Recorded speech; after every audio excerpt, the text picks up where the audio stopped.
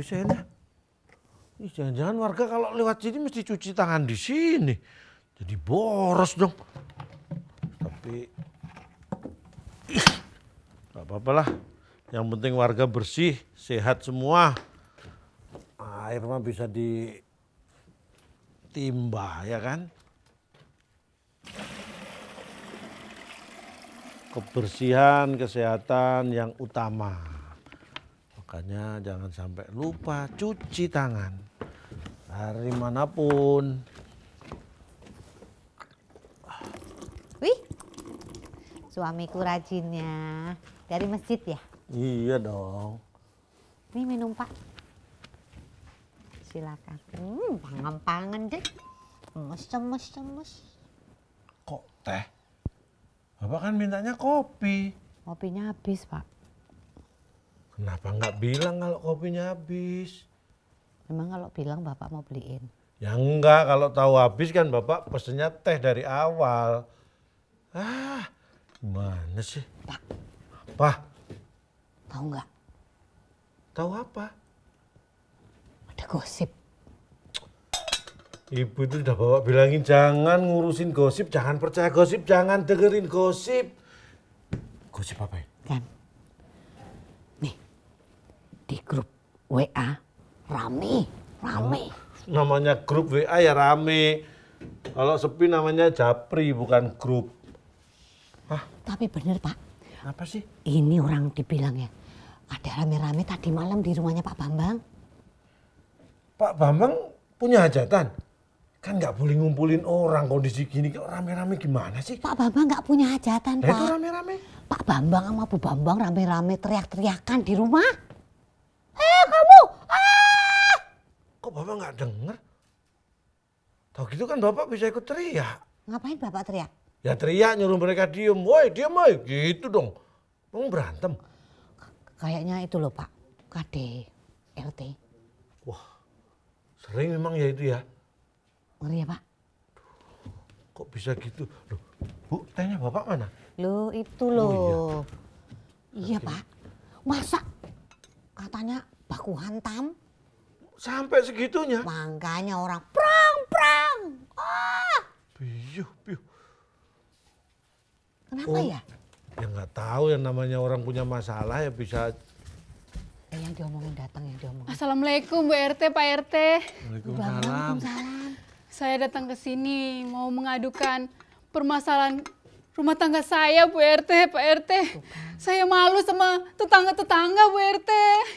Iya. Saya sudah dengar tadi Bu. Masuk cuci tangan dulu. Cuci tangan dulu. Masuk Bu, cuci tangan Bu, silakan Bu. Wah.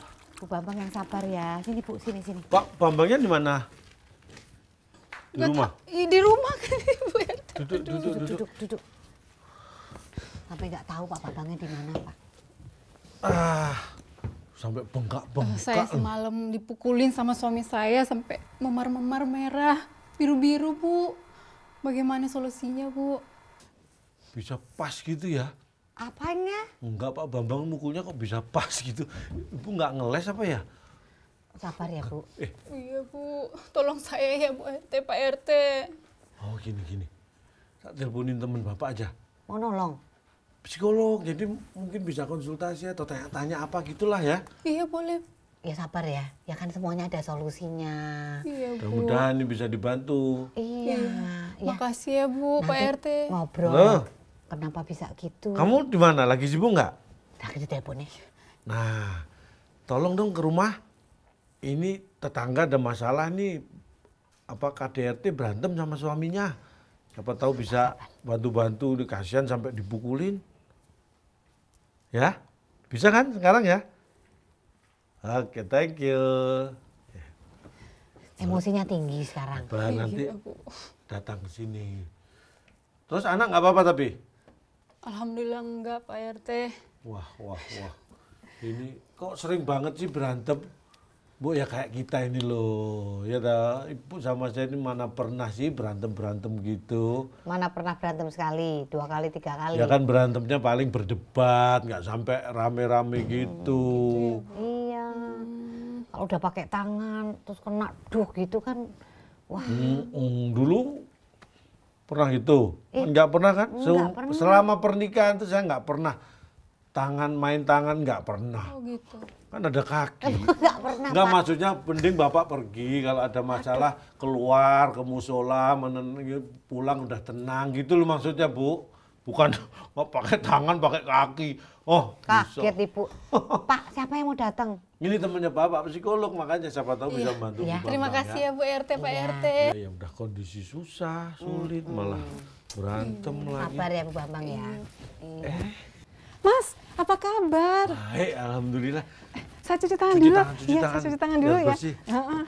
Ya Iya. ini Bu, teman Bapak. Ini psikolog, siapa tahu bisa bantu Bu Bambang. Gimana? Aduh, kita lama banget nggak ketemu ya, Mas. Ya lama Pak. Apa sih Bu? Bentar. Gini ya Mbak. Ini suami saya ini pejabat di sini. Jangan main mas-mas. Kalau mas itu cuma buat istrinya. Bapak. Udah jangan lagi. Bu, udah. Istri saya dulu memang penari, jadi memang kalau nggak gerak-gerak gini nggak. Bu, orang ini teman sejak kecil biasa manggil Mas. Kan. Seneng dong. Seneng apa? Aku ini marah. Oh, masih masuk nggak apa-apa. Bercanda Nggak apa-apa ini. toh masuk Jangan nih. mas-mas lagi ya Bu Mbak. RT-nya marah Iya, ini iya, gimana silakan, saya silakan. jadi takut. Enggak, tapi selama pandemi ini memang saya tuh Jadi Sering emosi. Kalau dikit-dikit marah, apalagi gini ada yang manggil Mas. Bu, ini saking cintanya. dia itu. terbakar. tapi memang iya sih Mbak. Oke deh. Maaf ya Mbak namanya. Aduh. Udah, koyok. Ya, nafas. Kungfu dalam. panda, Bu. Enggak, tapi di pandemi gini bukan cuma aku loh. Buktinya Pak Bambang juga Iya. marah-marah terus. Emang emosinya jadi Iya tinggi. benar, Bu. Benar. Oh, jadi tambah emosi ya, Mbak. Emang pengaruh ya Mbak? Ya itu kan kecemasan, ketidakpastian, terus gitu. Kalau kebanyakan nonton TV itu juga bisa membuat kita tambah cemas toh. Oh gitu ya Bu. Iya, gitu. Banyak banget yang sakit. Karena berita-berita misalnya. kadang-kadang membuat kita jadi nggak tenang, jadi gelisah, rasa makanya gampang emosi. Betul, walaupun sih biasanya kalau KDRT sudah ada sejarahnya. Biasanya kalau marah tuh bahkan sebelum pandemi seperti apa, Bu? Dulu itu sering juga marah-marah, tapi kesini-kesini semenjak di PHK. Oh, di Dan pada PHK kayak gini, soalnya iya ya. Bu, makin sering saya dipukul. Sini saya biru-biru Bu. Sampai segitunya loh, Bu. Kok Bu, Mbak? Iya benar. Gimana coba itu? Itu Itu depan- KDRT kan kategorinya. Iya, kekerasan dalam rumah tangga itu semua bentuk dari fisik, yang psikologis, juga ekonomi dan seksual. Jadi tidak hanya yang lempar-lempar barang, lempar barang itu termasuk fisik juga. Termasuk ya? Terus ngata-ngatain istrinya, nanti istrinya salah masak sedikit atau salah gini sedikit langsung kamu itu nggak becus ya gitu. Merendahkan lah, melecehkan. Iya, merendahkan, melecehkan. Termasuk gitu. KDRT. Termasuk KDRT. Jadi KDRT itu berarti dari suami ke istri gitu. Bisa dari istri ke suami juga, walaupun persentasenya lebih sedikit gitu. Nah, masalah Terus yang lain? Terhadap anak juga bisa, tuh. terhadap anak. Gitu kan kadang-kadang kan misalnya anak kan suka gitulah lari-lari atau Nggak apa bisa karena kan diomongin. kamu tuh apa segala macam berhenti gitu, teriak-teriak. Berarti KDRT itu tak pikir biasanya kan suami ke istri gitu. Ternyata Iya. semua. Jadi yang dilakukan anggota keluarga terhadap anggota keluarga lainnya termasuk juga asisten rumah tangga loh. Gitu. Kan ada asisten rumah tangga yang sampai dianiaya Iya, benar. gitu. Iya, betul. Nah, tapi ini masalahnya Bu Bambang ini KDRT-nya anak-anaknya lihat. Nah, Mbak. iya tuh. Gimana itu caranya Bu biar Iya, ya memang Ada efek nggak buat anak-anak? Iya, ada efek kalau jangka panjang ya, dia bisa niru. Kalau dia laki-laki, dia akan niru gitu. Kalau misalnya menyelesaikan masalah, begini caranya. Kalau dia perempuan, dia bisa berpikir bahwa oh, kalau ibu saya misalnya dipukul diem aja, berarti nanti kalau sampai terjadi sama saya juga mesti diem aja, bisa. gitu. Jadi memang kita harus hati-hati gitu. tapi saya bisa melampor. Iya, sekarang memang kan sejak ada Undang-Undang 23 nomor tahun 2004 itu bisa melaporkan KDRT. Gitu. Kita bisa melapor ke polisi, bisa melapor ke lembaga pendamping perempuan, bisa ke Komnas Perempuan. ada hotline-nya, bisa ke Kementerian Pemberdayaan Perempuan juga gitu. Nanti bisa disampaikan siapa di daerah sana yang bisa membantu gitu. Oh iya iya. Nah, tapi ada nggak ya namanya pandemi gini kan? Maksudnya kita kalau mau lapor takutnya nanti bayar ya. Iya, itu gratis nggak Bu? Itu gratis. Kalau yang dari milik pemerintah tuh gak gratis gitu. Kalau misalnya ancamannya juga sangat tinggi, biasanya kalau misalnya kita lapor ke lembaga bantuan hukum gitu, itu mereka akan kerjasama dengan misalnya lembaga perlindungan saksi dan korban, karena itu ancamannya tinggi, mau dibawa ke ranah hukum, tapi ternyata dihalangi gitu. Jadi keluarga suami misalnya jangan gitu melaporkan. Ya, karena kan seringkali orang lupa bahwa ini adalah tindak pidana gitu. Ya itu ada hukumnya, ada sanksinya Iya, ada ya, karena udah sanksinya. pidana. Tapi katanya dengar-dengar saya baca juga di online tuh datanya katanya meningkat ya pelaporan tentang KDRT selama pandemi ini. Iya. Benar nggak sih? Iya benar, karena kan memang seringkali itu ya kalau misalnya terjadi kalau di zaman non pandemi kan bisa keluar ngungsi gitu. Nah kalau pas pandemi ini kan kalau semuanya lockdown gimana? Oh, iya. Jadi kalau biasanya dulu terjadi sesuatu itu yang menjadi korban atau juga pelaku itu paling nggak bisa keluar rumah untuk Iya. cari hal yang lebih ya biar rileks atau apa. Kalau sekarang kan harus di rumah terus gitu ya. Betul. Jadi mau nggak mau kelihatan lagi nggak bisa ngeles ya. Nggak bisa, iya gitu. Makanya Memang emosinya jadi meluap. iya, jadi memang menyelesaikan masalah tuh jadinya pakai kekerasan, padahal mestinya nggak usah.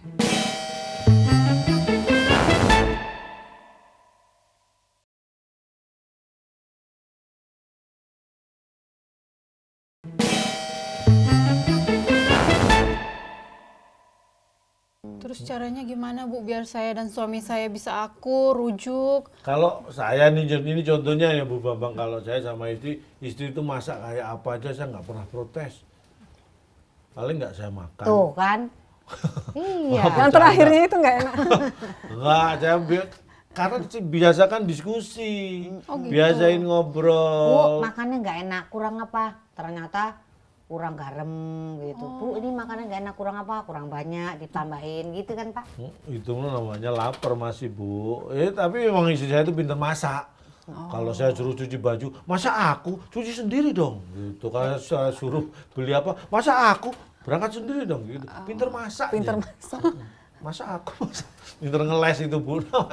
Itu komunikasi. Kalau ada apa-apanya saya ngata-ngatain sepakat. Iya, Jadi kan kalau kita saking bagi tugas. emosinya, saking mentoknya paling saya nyebutnya boleh buah-buahan gitu. Oh, jambu biji. Gitu. Udah, jadi akhirnya kita ketawa-ketawa sendiri. Iya, Saya disebut semangka. Bu, Pak RT disebut Aku semangka. bilang, oh dasar kamu kelapa sawit gitu. Jadi ketawa sendiri. Ya kan, Nggak Bu, jadi ya? berantem ya Bu ya? Nggak jadi berantem, jadi ketawa. Jadi nggak emosi, tapi malah dikira nggak waras. Kalau begitu saya pulang dulu ya. Terima kasih banyak ya Bu, Pak RT, Bu RT. Gini. Nanti saya juga akan mampir ke rumah lah ke Pak Bambang. Nanti saya ngobrol Iya, sama Pak, Pak ngobrol. Bambang. Wah, Pak RT yang top ini berarti. Ya, Mantap, mantap. Nanti makanya saya cari ilmu sama Mbak Livia dulu biar punya bekal untuk ngasih tahu warga gitu loh. Biar saya juga nggak salah ngasih informasinya. Iya Pak RT. Oke, kalau begitu saya permisi dulu ya Bu RT. Makasih Iya. ya Bu. Hati-hati Makasih, ya, Bu RT. Bambang. Iya, saya Hati-hati. pulang dulu. Iya, Anaknya dijaga Iya, baik-baik. Assalamualaikum. Salam. Waalaikumsalam. Jadi ya kan ibu-ibu di sini kan pada curhat ya. Kita tuh kan harus tetap ada di rumah.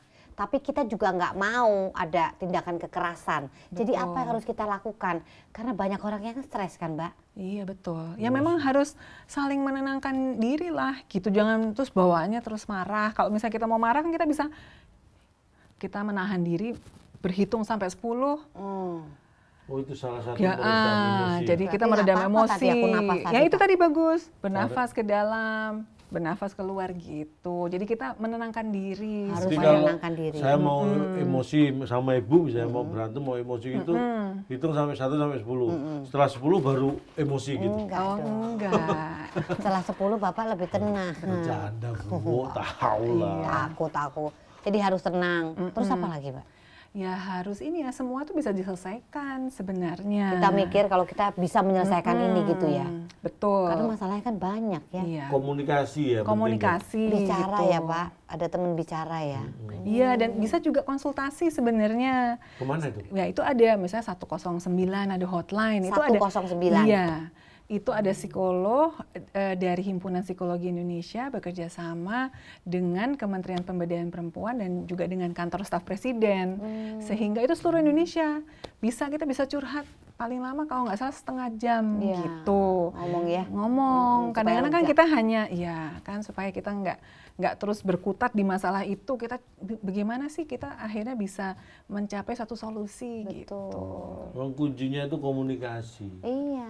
Bagaimana bisa dialog dua arah, ngobrol, mencari solusi bareng-bareng. Iya. Kalau bener dulu ceritanya kalau pacaran itu ya, biasanya kalau zaman pacaran itu pihak laki-laki yang banyak ngomong, pihak perempuan yang banyak mendengar. Biasanya kalau pacaran kan cowoknya ngatur-ngatur, oh nggak boleh pakaian gini, nggak boleh gitu, nggak boleh gitu. Tapi kalau sudah menikah, udah mulai punya anak, Cowok yang diatur sama cewek. nah kebalik tuh, mulai nikah itu jadi Sebenarnya kalau perempuan ngatur-ngatur yang itu banyak juga bicara. bisa bikin nggak nyaman loh. Itu kan Gitu ya? kadang-kadang suka cemburu buta. Nah, itu juga nggak bagus cemburu buta itu.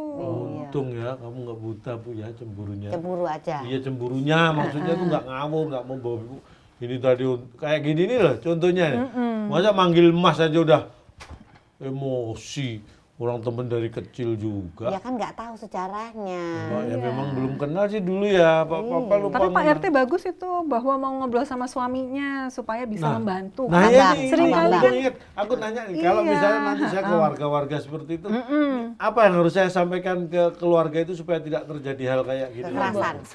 Semua itu bisa diselesaikan. Jangan sampai kita kemudian melakukan tindak pidana gitu. Kita bisa kemudian kalau dilaporkan kita bisa kemudian tuh kasusnya jadi masuk ke ranah hukum nanti gitu toh. Iya benar. Berarti yang harus kita ingat bahwa tindakan kita ini jangan sampai membawa kita justru ke ranah hukum karena Betul. sudah jadi pidana ya kan. Iya. Karena kalau sudah seperti itu kan sudah bukan urusan rumah tangga lagi, sudah urusan hukum, udah ribet Betul. kan. Karena itu kan bagaimana negara melindungi warga negaranya. Iya, jadi mikirin solusi kita bisa menyelesaikan masalah gitu ya Pak. Ibu bukan cuma bapak Bu, ibu juga ke ibu-ibu kasih tahu, Iya. kasih yang penting lagi kita kasih contoh lah ya. Iya, bagus itu contoh.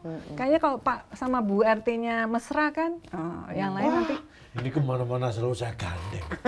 Dulu sebelum pandemi kalau jalan ke mall, ke pasar tak gandeng terus. Karena kalau tak lepas dia belanja nggak karuan. Makanya tak gandeng. Oh itu Pak. Bercanda, Bu. Nah, makanya ini. Terima kasih loh ya, Lydia Iya, ya. Makasih ya, Mbak. sama-sama. Maaf ya Jangan- tadi saya keras ya. Iya, nggak apa-apa. Jangan Soalnya tadi kapok. manggilnya Mas karena temen itu tadi loh.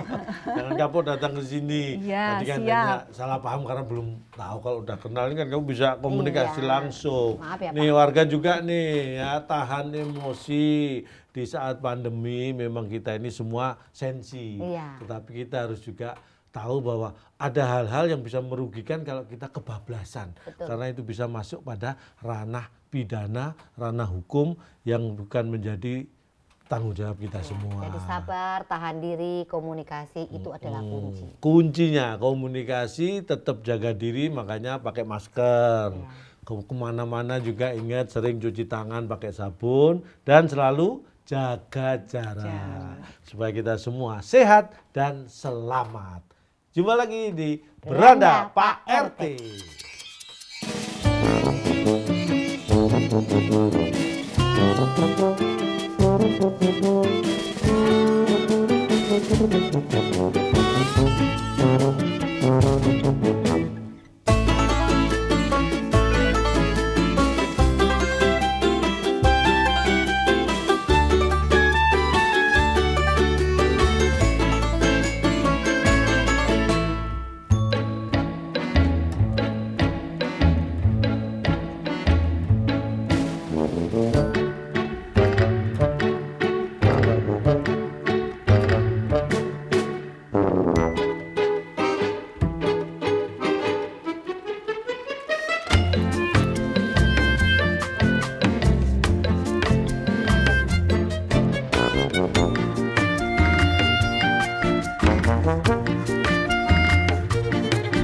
Thank